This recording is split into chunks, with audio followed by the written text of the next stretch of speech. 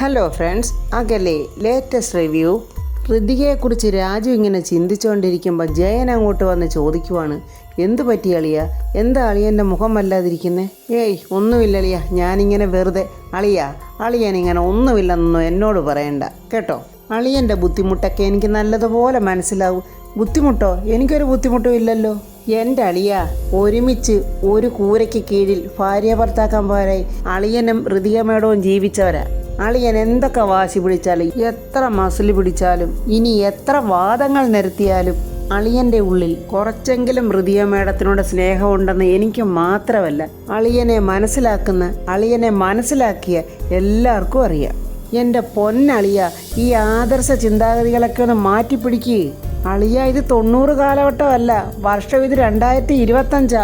ദീപക്കും Ritika madam കൂടെയുള്ള വിവാഹം മുടക്കാൻ അളിയൻ കാണിച്ച ഒരു പവർ ഉണ്ടല്ലോ, അത് തന്നെ ഇനി മുമ്പോട്ടും കാണിച്ചാൽ മതി. അളിയൻ എന്നോട് കള്ളം പറയല്ലേ. അളിയന് ഋതിക മേഡത്തിനുള്ള പ്രണയം കാരണമാ ആ ദീപക്കിൻ്റെ പരമ ചെറ്റയുടെ വികൃതമായ രൂപം എല്ലാവരുടെയും മുന്നിൽ തുറന്നു കാണിക്കാൻ ശ്രമം നടത്തിയത്. അളിയൻ ഒന്ന് ഉഷാറായിട്ട് നിന്നാൽ മതി അളിയ.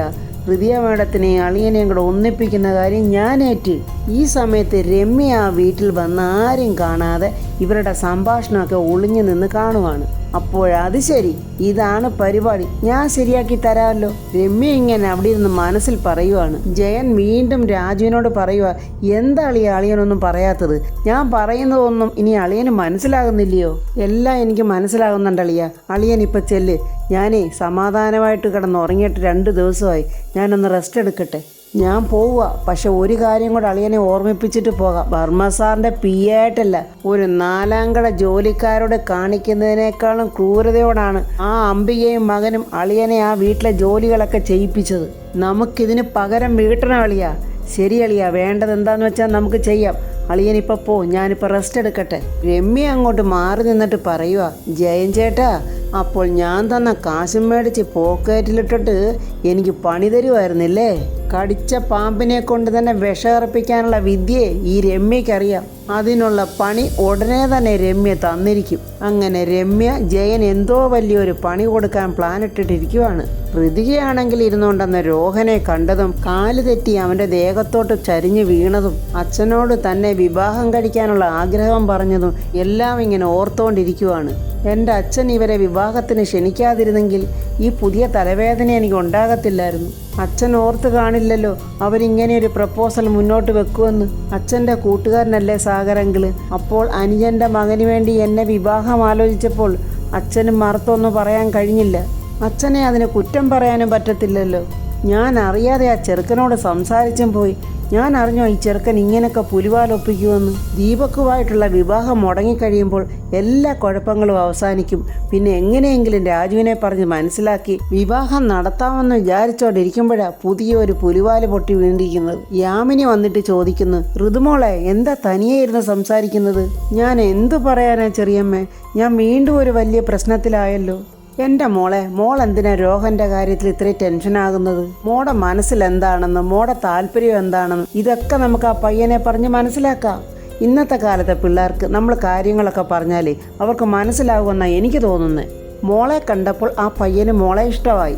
മോളുടെ വിവാഹം മുടങ്ങിയെന്ന് കണ്ടപ്പോൾ അവൻ്റെ ഇഷ്ടം അത് അറിയിച്ചു. മോളെ വിവാഹം കഴിക്കാമെന്നും പറഞ്ഞു. ആ രോഹനോട് മോളുടെ മനസ്സിലെ കാര്യങ്ങളൊക്കെ തുറന്നു പറഞ്ഞാൽ ആ പയ്യന് മനസ്സിലാവും. എല്ലാം തുറന്നു പറഞ്ഞാൽ മനസ്സിലാകുമായിരിക്കും. ഇല്ല ചെറിയമ്മേ, മോൾ എന്തിനാ ഇങ്ങനെ പേടിക്കുന്നേ? മോടെ വിവാഹം മുടങ്ങിയ സാഹചര്യത്തിൽ പ്രതാപേട്ടനും കുറച്ച് കൺഫ്യൂഷനിലായിരിക്കും. ഇതെല്ലാം ഒന്ന് ആറി തണുക്കുമ്പോൾ മോള് തന്നെ അച്ഛനോടൊന്ന് സംസാരിച്ചാൽ മതി. എനിക്ക് കുറച്ച് നാളുകൂടെ വീട്ടിൽ നിന്നിട്ട് മതി വിവാഹം എന്നൊക്കെ മോള് പറയേ. അല്ലെങ്കിൽ തുടർന്ന് മുന്നോട്ട് പഠിക്കണമെന്ന് പറയും. ഇതൊരു നല്ല ഐഡിയ ചെറിയമ്മേ, ഇത് ഞാൻ അച്ഛനോട് പറയാം. ഇത്രയൊക്കെ ഉള്ളു മോളെ കാര്യങ്ങൾ. ഇതിനു വേണ്ടിയിട്ടാണോ മോൾ ഇത്രയും ടെൻഷനായത്? മോളൊന്ന് ഓർത്ത് നോക്കിക്കേ. മോളുടെ ജീവിതത്തിലെ മോളെ ഏറ്റവും അധികം വേദനിപ്പിച്ചിരുന്നതേ മോളോട് പ്രതാപേട്ടനുള്ള അവഗണനയായിരുന്നു. ഇപ്പോൾ അതൊക്കെ മാറി. അച്ഛനിപ്പോൾ മോളോട് നല്ല സ്നേഹമല്ലേ? മോളോടുള്ള സ്നേഹക്കൂടൽ കൊണ്ടേ വേഗത്തിൽ തീരുമാനങ്ങളൊക്കെ പ്രതാപേട്ടൻ എടുത്തേക്കും. പക്ഷേ അതൊക്കെ കണ്ട് മോള് പ്രതികരിക്കരുത് കേട്ടോ. അതിനുള്ള സമയവും സന്ദർഭവും ഒക്കെ മനസ്സിലാക്കി മോള് ചേട്ടനെ പറഞ്ഞ് മനസ്സിലാക്കിയാൽ മതി. മോള് സമാധാനത്തോടിരി, എല്ലാം ശരിയാകും. മോളുടെ ആഗ്രഹങ്ങളും പ്രാർത്ഥനകളും എല്ലാം ദൈവം കേൾക്കാതിരിക്കില്ല. മോളെ, പിന്നൊരു കാര്യം, അംബിക ചേച്ചിയും ദീപക്കും ഇങ്ങോട്ടെങ്ങനെ വന്നായിരുന്നോ? ഇല്ല ചെറിയമ്മേ, മോളെ ശ്രദ്ധിച്ചോണം, അവർ നന്നായിട്ട് നൊന്തിരിക്കുക. എന്ത് വേണേലും ആ ദേഷ്യത്തിന് നമ്മളോട് കാണിക്കും. രാജുവിൻ്റെ വീട്ടിലോട്ട് സുശീലനിങ്ങനെ അലറി വിളിച്ചോണ്ട് ഓടി വരുവാണ്. വേണുവങ്കളെ, വേണുവങ്കളെ, ജയൻ ചേട്ടാ. ജയൻ ഓടി വന്നിട്ട് ചോദിക്കുന്നു, എന്താടാ സുശീല ഇങ്ങനെ കിടന്ന് വിളിച്ചു പോകുന്നു? അതെ, ഇങ്ങോട്ട് മാറി നിന്നേ, ഒരു കാര്യം പറയാനുണ്ട്. എടാ എന്താടാ കാര്യം പറടാ? അതെ, നമ്മുടെ ഹോട്ടലിലൊരു ഫയർ ആക്സിഡൻ്റ് ഉണ്ടായി. എടാ എന്തുവാടാ സുശീല നീ പറയുന്നത്? അതെ ജയൻ ചേട്ടാ, കിച്ചണിലെ ഗ്യാസ് ലീക്കായി പൊട്ടിത്തെറിച്ചതാ. അയ്യോ എൻ്റെ ദൈവമേ, നീ എന്തുവാടാ പറയുന്നത്? എന്നിട്ട് എന്തായടാ? നമ്മുടെ കുക്കിനും ജോലിക്കാർക്കും ഒക്കെ പരിക്കുകളായി. എല്ലാവരെയും ഹോസ്പിറ്റലിലാക്കിയിരിക്കുവാണ്. എവിടെ ഈ ഒളിഞ്ഞു നോക്കി നടക്കുന്ന രമ്യ ഇവിടെ ഒളിഞ്ഞു നോക്കി നിന്ന് കാര്യങ്ങളൊക്കെ കേൾക്കുവാണ്. ജയൻ ചേട്ടാ, കടയാകെ കത്തി നശിച്ചു. എടാ നീ എന്തുവാടാ ഈ പറയുന്നത്? എടാ എൻ്റെ തല ചുറ്റുന്നടാ. നീ വന്നേ, നമുക്ക് അങ്ങോട്ട് എളുപ്പം പോകാം. വേണ്ട ജയൻ ചേട്ടൻ ഇപ്പോൾ അങ്ങോട്ട് പോകണ്ട. അത് കത്തി നശിച്ച് കിടക്കുന്ന കണ്ടാലേ ജയൻ ചേട്ടൻ സഹിക്കില്ല. എടാ നിൻ്റെ കയ്യിൽ കാശുണ്ടായിരുന്നോ? അവരെ ഹോസ്പിറ്റലിൽ കൊണ്ടുപോകാൻ നിൻ്റെ പൈസ ഉണ്ടായിരുന്നോ? എൻ്റെ കയ്യിൽ എവിടുന്നാ ജയൻ ചേട്ടാ പൈസ? നമ്മൾ നടത്തിക്കൊണ്ട ചിട്ടിയാണേ പൊട്ടിയിരിക്കുക. ചേട്ടനറിയാലോ എൻ്റെ കയ്യിൽ കാശില്ലെന്ന്. ചേട്ടൻ്റെ കാശുണ്ടെങ്കിൽ വാങ്ങിക്കാനാണ് ഞാൻ ഇങ്ങോട്ട് ഓടി വന്നത്. എടാ സുശീല, എൻ്റെ കയ്യിൽ എവിടാടാ കാശ്? മുഴുവൻ കാശ് നിൻ്റെ കയ്യിലല്ലായിരുന്നോ ഉള്ളായിരുന്നത്? ഞാനിപ്പോൾ എന്ത് ചെയ്യണമെന്നാണ് ജയൻ ചേട്ടൻ പറയുന്നത്? ഹോസ്പിറ്റലിൽ കുറച്ച് അധികം കാശ് ചിലവാകും. 4 പേരാ നല്ല കാര്യമായിട്ട് പരിക്ക് പറ്റി ഹോസ്പിറ്റലിൽ കിടക്കുന്നത്. ദൈവമേ, എന്തൊരു പരീക്ഷണമായത്! ഞാനിനി എന്ത് ചെയ്യും? ഇതെല്ലാം കണ്ടും കേട്ടും രമ്യ അവിടെ നിന്ന് സന്തോഷിക്കുവാണ്. ഇത് രമ്യ ചെയ്ത പണിയാണോന്നറിയില്ല. എന്തു പറ്റി ജയേട്ടാ എന്നും പറഞ്ഞ് പ്രിയ അങ്ങോട്ട് വരുന്നുണ്ട്. എടി എല്ലാം തീർന്നടി. നമ്മൾ ലീസ്റ്റിലെടുത്ത് നടത്തിക്കൊണ്ടിരുന്ന ഹോട്ടലില്ലേ, അത് ഫയർ ആക്സിഡൻ്റ് ഉണ്ടായി. ആകെ പ്രശ്നമായി. അത്യാവശ്യമായിട്ട് ഇപ്പോൾ കുറച്ച് പൈസ വേണം. അയ്യോ, കാശ് എവിടുന്നാണ് ഉണ്ടാക്കുന്നത്? എടി പ്രിയ, അച്ഛനോട് ചോദിച്ചാൽ കാശ് വല്ലതും ഉണ്ടാവുമോ? ഓ, അല്ലെങ്കിൽ വേണ്ട, അച്ഛൻ്റെ എവിടെ കാണാൻ? എടാ സുശീല, നമ്മളിനി എന്ത് ചെയ്യൂടാ? എൻ്റെ ജയൻ ചേട്ടാ, എനിക്കൊന്നും അറിയില്ല. എത്രയും പെട്ടെന്ന് ഒരു 8 ലക്ഷം രൂപയെങ്കിലും വേണം. 8 ലക്ഷം രൂപയോ? എൻ്റെ ജയൻ ചേട്ടാ, ഹോട്ടലിലെ ഫയർ ആക്സിഡൻ്റ് ഉണ്ടായതേ നമ്മുടെ അശ്രദ്ധ മൂലം ഉണ്ടായതാണെന്നും പറഞ്ഞെങ്ങാനും വാർത്ത വന്നാൽ പിന്നെ ഇതിലൊന്നും ഒടുങ്ങില്ല. നമുക്ക് എത്രയും പെട്ടെന്ന് പൈസ ഉണ്ടാക്കി അവരുടെ ചികിത്സയ്ക്കുള്ള പൈസ കൊടുത്ത് പ്രശ്നങ്ങൾ ഒത്തുതീർപ്പിലാക്കണം. എൻ്റെ ദൈവമേ, ഒന്ന് പച്ച പിടിച്ച് വന്നതായിരുന്നു. വീണ്ടും ജയൻ ചേട്ടൻ ടെൻഷനാകല്ലേ. എന്തെങ്കിലും ഒരു വഴി ഉണ്ടാക്കാം. എടാ എന്ത് വഴി ഉണ്ടാക്കാനാടാ? കാശിന് കാശ് തന്നെ വേണ്ടേടാ. ജയൻ അങ്ങനെ ഓരോരുത്തരെയും ഫോൺ ചെയ്ത് സഹായം ചോദിക്കുന്നുണ്ട്. ഒരു കൂട്ടുകാരൻ 50,000 രൂപ കൊടുക്കാമെന്ന് പറഞ്ഞു. സുശീല, നീ പോയി 50,000 രൂപ മേടിക്ക്. കിട്ടുന്നിടത്തു നിന്നൊക്കെ 5 or 10 ആയാലും കുഴപ്പമില്ല. എങ്ങനെയെങ്കിലും കാര്യങ്ങൾ നടക്കണമല്ലോ. രമ്യ പറയുവാണ്, ഇതാണ് പറ്റിയ അവസരം. ഈ അവസരം ബുദ്ധിപൂർവ്വം വിനിയോഗിച്ചാൽ ഹൃതികയ്ക്കും രാജുവിനും വേണ്ടി വാദിക്കുന്ന ജയൻ ചേട്ടൻ ഇനി അങ്ങോട്ട് എനിക്ക് വേണ്ടി വാദിക്കും. എന്താ ജയൻ ചേട്ടാ പ്രശ്നം? അതെ, എന്താ ജയൻ ചേട്ടാ പ്രശ്നം? അല്ല രമ്യ എന്താ ഇവിടെ? ഇങ്ങനെ ചോദ്യം ചോദിക്കാവോ ജയൻ ചേട്ടാ? ഇത് ഞങ്ങളുടെ വീടല്ലേ, ഞങ്ങൾ നിങ്ങൾക്ക് വാടകയ്ക്ക് തന്നിരിക്കുന്നതല്ലേ ഇത്. എനിക്കെന്താ ഈ വീട്ടിലോട്ട് വരാൻ പാടില്ലെന്നോ വല്ലതും ഉണ്ടോ? ജയൻ ചേട്ടന് കാശിനെന്തോ അത്യാവശ്യം ഉണ്ടെന്ന് തോന്നുന്നല്ലോ. എത്ര രൂപയാണ് ജയൻ ചേട്ടാ വേണ്ടത്? രമ്യ ഇതിനകത്തൊന്നും ഇടപെടണ്ട. അങ്ങനെ പറഞ്ഞാൽ എങ്ങനെയാ ജയൻ ചേട്ടാ? ഒന്നുമില്ലെങ്കിലും നമ്മൾ സുഹൃത്തുക്കളല്ലേ. ജയൻ ചേട്ടൻ എന്നോട് കാര്യം പറ, പൈസയൊക്കെ ഞാൻ തരാം. രമ്യ എനിക്ക് വേണ്ടെന്നല്ലേ പറഞ്ഞത്? എനിക്ക് വേണ്ട പൈസയൊക്കെ ഞാൻ ഒപ്പിച്ചോളാം. രമ്യയുടെ വീട്ടിലോട്ട് പൊയ്ക്കോ. ജയൻ ചേട്ടൻ വലിയ വാശിക്കാരനല്ലേ, പൈസയൊക്കെ എൻ്റെ നിന്ന് വാങ്ങിക്കില്ലായിരിക്കും. പെട്ടെന്ന് സുശീലൻ പറയാ, ജയൻ ചേട്ടാ ഇപ്പം നോക്കി നിൽക്കാൻ പറ്റത്തില്ല, രമ്യ പൈസ തരാമെന്ന് പറയുന്നുണ്ടല്ലോ, പിന്നെന്താ ജയൻ ചേട്ടന് വാങ്ങിച്ചാൽ?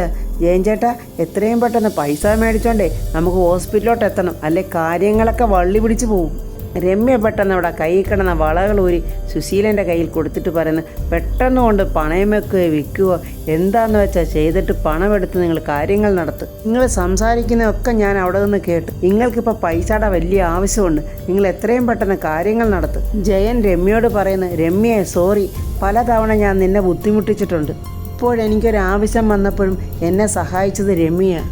ഈ ഉപകാരം ഞാൻ ഒരിക്കലും മറക്കില്ല. രമ്യയുടെ സ്വർണം ഞാൻ ഉടനെ എടുത്തു തരാം. അങ്ങനെ വലിയ വാക്കുകളൊക്കെ പറഞ്ഞ് എന്നെ കൊച്ചാക്കല്ലേ ജയൻ ചേട്ടാ.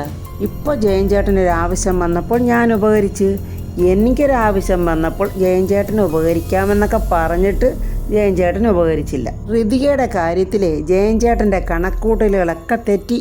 രാജുവിൻ്റെയും ഋതികയുടെയും പ്രണയം കണ്ട് സപ്പോർട്ട് ചെയ്തുകൊണ്ടെന്നും മാത്രമല്ല, മന്ത്രിയുടെ മകളായ ഋതികയുടെ സമ്പത്തും സ്വത്തും ഒക്കെ കണ്ടിട്ടല്ലേ. എനിക്കറിയാം ജയൻ ചേട്ടൻ അതിനു വേണ്ടിയാണ് അവരുടെ വിവാഹത്തിന് കൂട്ടുനിൽക്കുന്നത്. രമ്യ, ഞാനങ്ങനൊന്നും ചിന്തിച്ചിട്ടില്ല. എൻ്റെ ജയൻ ചേട്ടാ, എൻ്റെ മുഖത്ത് നോക്കി അങ്ങനെ കള്ളമൊന്നും പറയണ്ട. കുറച്ച് നല്ലതുപോലെ കാശൊക്കെ ഉണ്ടാക്കി നല്ല ആർഭാടമായിട്ട് ജീവിക്കാനായി ആഗ്രഹമുള്ള ഒരാളാണ് ജയൻ ചേട്ടനെന്നൊക്കെ എനിക്കറിയാം. അപ്പോൾ ഋതിയെ പോലെയുള്ള ഒരാളെ ജയൻ ചേട്ടൻ്റെ അളിയൻ കല്യാണം കഴിച്ചു കഴിഞ്ഞാലോ? ജയേട്ടൻ്റെ ലൈഫും സേഫായി. അതുകൊണ്ട് മാത്രമാണ് ഋതികയുടെ പ്രണയത്തിന് ജയൻ ചേട്ടൻ സപ്പോർട്ട് ചെയ്യുന്നത്. ഇതൊന്നും ജയൻ ചേട്ടൻ സമ്മതിച്ചു തരില്ലെന്ന് എനിക്കറിയാം. പക്ഷേ ഈ രമ്യയ്ക്കറിയാം അതാണ് സത്യമെന്ന്. ജയൻ ചേട്ടൻ ഒന്ന് മനസ്സിലാക്കിക്കോ, ഋതികയും രാജുവായിട്ടുള്ള വിവാഹമൊന്നും ഒരിക്കലും നടക്കാൻ പോകുന്നില്ല.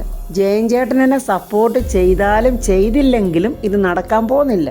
ഞാൻ വിളിക്കുന്ന ദൈവങ്ങളെ എൻ്റെ മനസ്സിലെ ആഗ്രഹങ്ങൾ ഇതുവരെയും കാണാതെ പോയിട്ടുമില്ല, ഇനി പോകത്തതുമില്ല. അതുകൊണ്ടേ മന്ത്രിയുടെ മോളെ കല്യാണം കഴിച്ച് കിട്ടുന്ന സമ്പത്ത് മതിയോ, അതോ രാജു എന്നെ വിവാഹം കഴിച്ച് കിട്ടുമ്പോൾ ഞാൻ തരുന്ന സമ്പത്ത് മതിയോ എന്ന് ജയൻ ചേട്ടൻ തന്നെ തീരുമാനിച്ചോ. രമ്യയും ജയനും കൂടെ സംസാരിച്ചുകൊണ്ടിരിക്കുന്നിടത്തോട്ട് പ്രിയ വരുന്നുണ്ട്.